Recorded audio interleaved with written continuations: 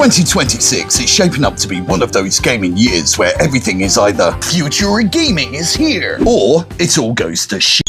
This will be the year of impossible expectations, suspicious buzzwords and trailers that show gameplay, just very controlled gameplay, filmed in ideal conditions on a machine you could never own. A year where every project is either delayed, rebooted, remade, reimagined, or quietly accused of using AI when nobody was watching. So today, let's look at what's actually coming out in 2026, what's exciting, what's controversial, and what will inevitably turn comment sections into digital fistfights. Because if gaming has taught us anything, it's that no one hates games more passionately than gamers who desperately want to love them.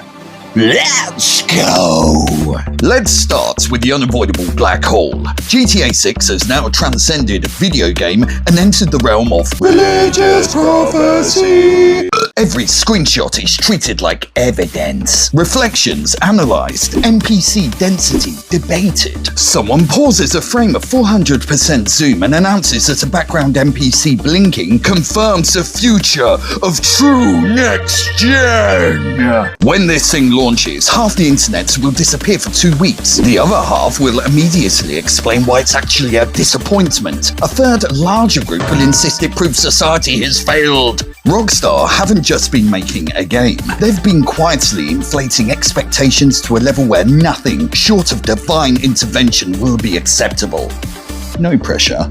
Then there's 007 First Light, which is exciting and worrying for the same reason. It's being made by IO Interactive. These are the people who gave us Hitman, codename 47, slow methodical stealth where thinking mattered and panic got you killed. They also made Kane and Lynch, which didn't. So my expectations are cautiously folded, labelled and placed on the table. First Light is an origin story, meaning this Bond isn't flawless yet. He reads rooms, blends into social spaces, makes decisions and occasionally realises too late he picked the wrong one. Think less explosions, more quiet regret. Shaken, not stirred. Emotionally, professionally, and usually by his own bad call. If IO lean into the codename 47 DNA, this could be the best Bond game in years. If it drifts towards the Kane and Lynch energy, it'll be a competent action game wearing a tuxedo hoping you don't notice. It's promising, which is worrying because promising games tend to attract expectations. And expectations are where fun goes to die.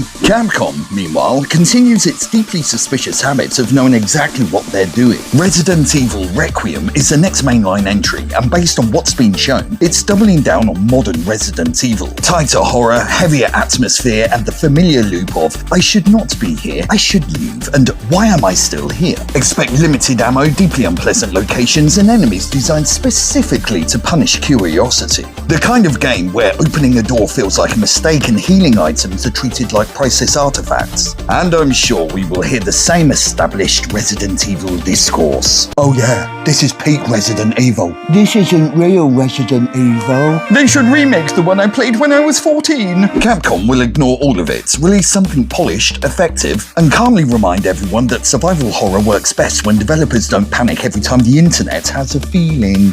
Now, remakes, because 2026 has a few supposedly lined up. Your memories rebuilt in a modern engine and immediately put on trial. Take the Gothic remake, a cult RPG beloved for its atmosphere, difficulty, and general hostility towards new players. The remake promises smoother systems and modern visuals, which sounds great until you remember that half the fanbase liked being miserable. Too modern? They ruined it. Too faithful? Why bother? Somewhere in the middle? Still wrong. And then we have a new Tomb Raider, Legacy of Atlantis, a reimagining of the 96 classic rebuilt in Unreal Engine 5 with modernised gameplay bolted on, and all wrapped in enough gooey nostalgia to hopefully soften the impact for anyone still emotionally attached to polygonal boobies and tank controls. Yeehaw! And hovering ominously over all of this, the sacred cow of RPG remakes, Star Wars Knights of the Old Republic, a game that might arrive in 26 or might remain a philosophical concept forever. After development restarts, a studio handover from Aspire to Saber Interactive, and the level of secrecy usually reserved for government projects, most sensible people are expecting 2027 or later, but this is a 26 discussion, so we choose to live in hope. In the meantime, if the Knights of the Old Republic remake continues its proud tradition of not existing, I'll gladly take its spiritual successor, Fate of the Old Republic, supposedly landing in 26, as long as it brings the things Knights of the Old Republic actually actually mattered for, I'll consider that an acceptable substitute and move on with my life. Well, whether it releases or not, the arguments are already written. Remakes aren't judged on whether they're good, they're judged on whether they recreate how it felt playing the first time, an impossible brief. So look, let's be honest, I don't think any remake can compete with nostalgia, free time, and a younger version of me with zero responsibilities. So if one releases in 26 that actually captures the spirit of the original, I'll take that not as a failure, I'll take it as a minor miracle. And now, Divinity! And let's be clear up front, this game's not coming out in 2026, it's still years away. But that won't stop more news to come. Meaning the hype machine is already running at unsafe speeds, and 2026 will absolutely be a year where everybody argues about Divinity as if it's launching tomorrow. It's going to be turn-based, tactical, narrative-heavy, and despite being nowhere near release, it's already being dragged into the AI discourse. I went over this in my last video, but to summarize... Yes, Larian used AI tools during very early ideation, references, rough compositions, brainstorming, things that were then discarded and replaced by actual artists, which the internet translated as, "This game was made by a machine and has no soul." Here you are, sweetheart. Here's the boring truth. AI was used like a sketchpad, you see. Humans making the game. If it lacks soul, it won't be because of a bloody computer once looked at it like a mood board. Alright. So Divinity won't be playable, but it will be debated, dissected, and used as evidence in arguments about the future of RPGs anyway. Which, quite honestly, is very on brand. And finally, the argument that is not going anywhere. AI in gaming won't be talked about as technology in 2026. It'll be talked about as intent. Players won't trust publishers, publishers won't trust budgets, and everyone will frame it as an ethics debate while reacting entirely on instinct. Some studios will use AI responsibly, some will not, some won't touch it at all and still get accused because the texture looked a bit too clean. 2026 won't settle the AI argument, it'll just make it louder and harder to have an actual conversation about it. Party!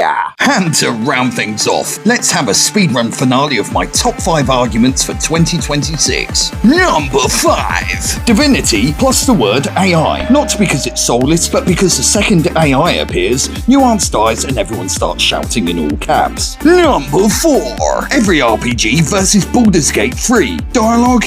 Baldur's Gate 3. Choices? Baldur's Gate 3. NPC sneezes? Yeah, but Baldur's Gate 3 did it better. Number 3. Remakes that change one tiny thing. Not bad, not better, just different, which is apparently a personal attack. Number 2. AI accusations with zero proof. No sources, no context, just vibes. Red circles, arrows, and unshakable, trust me bro, confidence. Number 1. Grand Theft Auto 6 not fixing someone's life. Played 14 hours, skipped sleep, still called it mid because it didn't make them feel 17 again. And that's my forecast for 2026. Not to the end of gaming, probably not a golden age, just a loud year where we argue, complain, swear we're done, and then say, alright, fucking hell, I'll play it.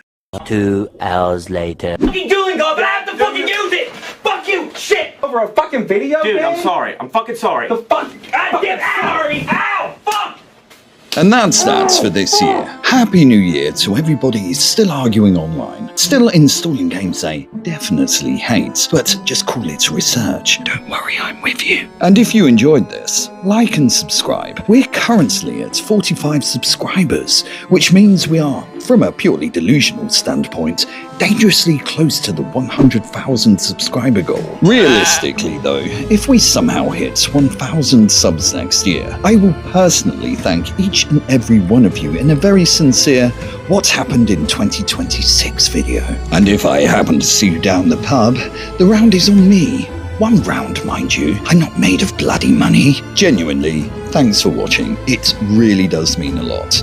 And here's to another year of great games, terrible takes, and saying, just one more hour. Thanks for sticking around. Here's to 2026. Bye for now.